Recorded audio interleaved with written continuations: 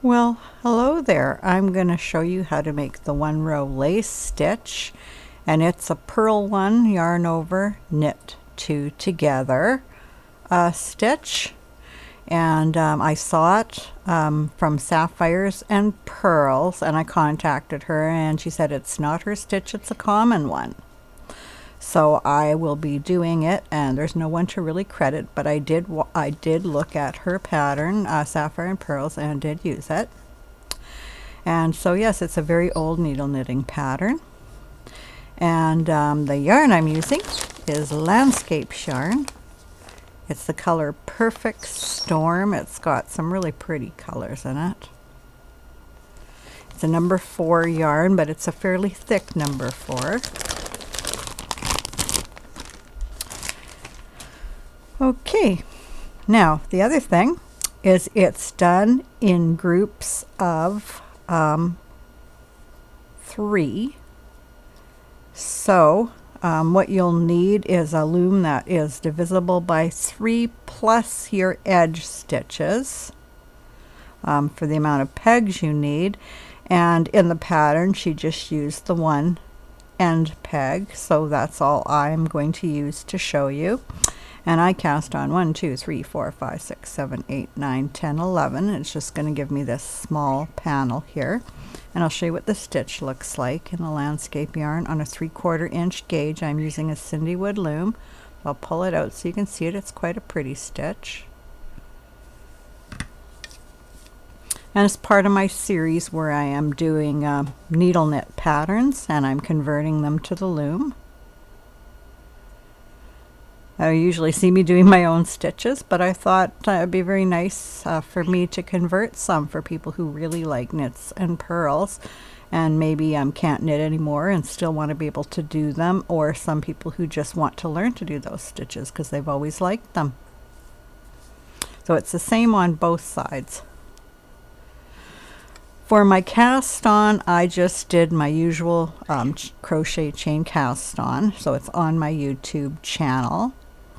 So you can find that there if you'd like to, and there's a matching cast off that's on my channel too. And then other than that, I did her pattern as best I could convert it to the loom. Okay, so let's get started. And what you might want to do, you might not have to, but I find that I get mixed up if I don't mark my pegs. So since it's in group of 3s, I have these 3 with no marker on, and I know they go together. They're a group of 3, and then I have 3 marked, so they go together, and then these 3 aren't marked, so they go together. And so that just lets me know so I don't accidentally get confused. Now the pattern is purl 1, yarn over, knit 2 together. So we start by knitting 1. And that's our edge stitch. Then we have to purl 1, yarn over, and knit 2 together. So the first thing we do is the yarn over. So we take the yarn and move it over onto peg 3. So now we'll be able to do our purl 1 and our yarn over and our knit 2 together. And just because I like to do all this in advance, I'm going to move all the middle pegs over to the 3rd peg, because then I can just knit it all faster. So they're all moved over. So wherever we see the 1 peg, we're going to purl, and wherever we see, or the 1 yarn, we're going to purl, and wherever we see the 2 yarns, we're going to knit those 2 together. So the first thing I do is purl 1, yarn over, knit 2 together. And you're going to want to keep that loose, because when you're moving stitches around, you don't want them to be too tight. You can always go like this and loosen your stitches too. If you find that you're a tight knitter, this makes it a lot nicer. So now we're on a peg with 1 yarn, or the first peg in the 3 peg grouping, and we purl it. Yarn over and go over to knit 2 together, Then we purl the peg.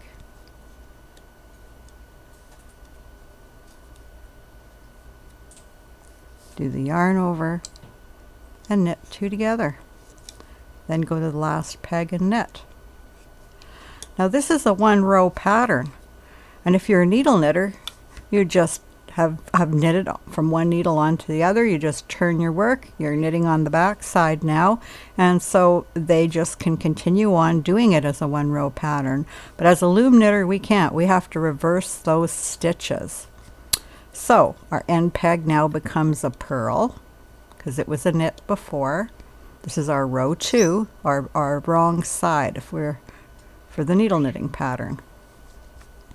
Then we have our 3 pegs. The middle one's still going to be a yarn over, so we can just move that over. And like I say, you don't have to move them over like I do, but I just find it makes it really easy for me if I move them over first. And see, it gets a little tight, but if I can move them over, you can. I'm using a yarn that has absolutely no stretch to it. Which I normally don't do for yarn overs, but I did want to do it here to make sure it's all worked well. Okay, so now that that's moved over, we look at our pegs. And we have to reverse what we did before. And before we purled here and we knit these 2 over. So now we're going to knit this one and purl these 2 together for our 2nd row. So we knit this peg, yarn over, and purl the 2 together. And they're going to be tight, so I'm just going to flip this over with my loom hook to purl it and make sure my purl isn't too tight. Then we knit, yarn over, come over, and purl the 2 together.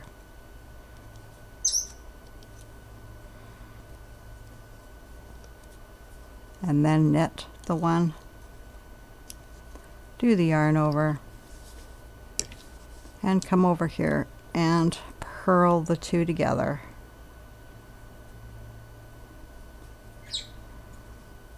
And then purl the end peg. Then we're coming back, so we knit the end peg. And now we have the 3 peg pair. We're at an odd row again, row 3. We move over the middle peg so we can do our yarn over.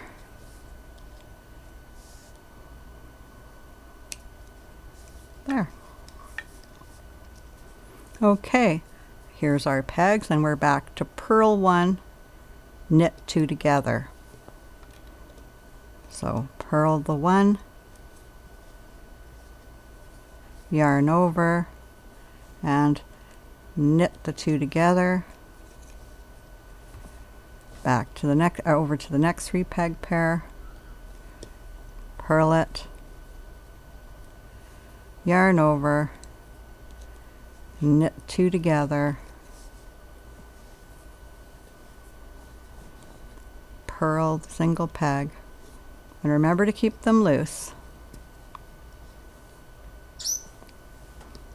Yarn over and knit the 2 together.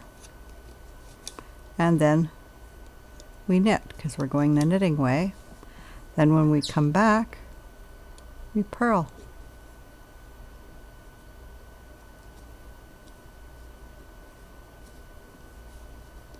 Okay, here's our 3 grouping. We take the middle peg and move it on to peg 3.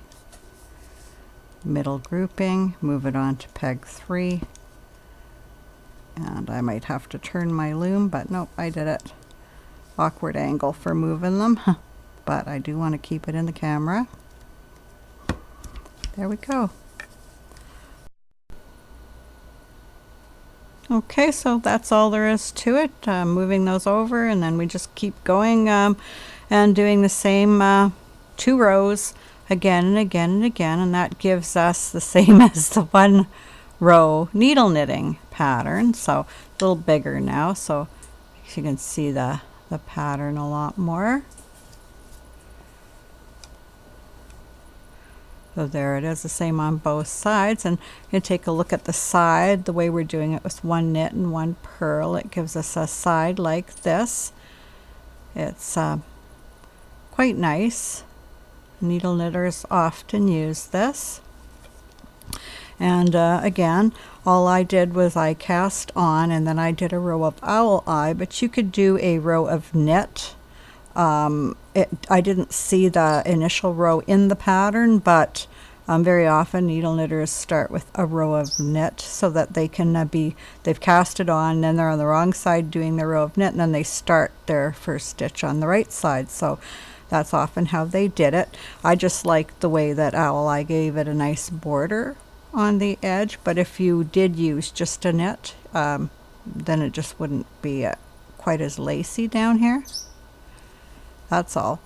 But it would still, the rest of it would still all look the same, and the sides would look the same. Also, you could slip your sides if you're the kind of person that likes to slip your sides, so that would work too. You would make it wider if you wanted to make a shawl, and this kind of a stitch makes excellent shawls. Or you could make a scarf, a cowl, come bring it back and attach it, or all kinds of things. So anyways, there you go. I hope you enjoyed this stitch, and until next time, we'll see you.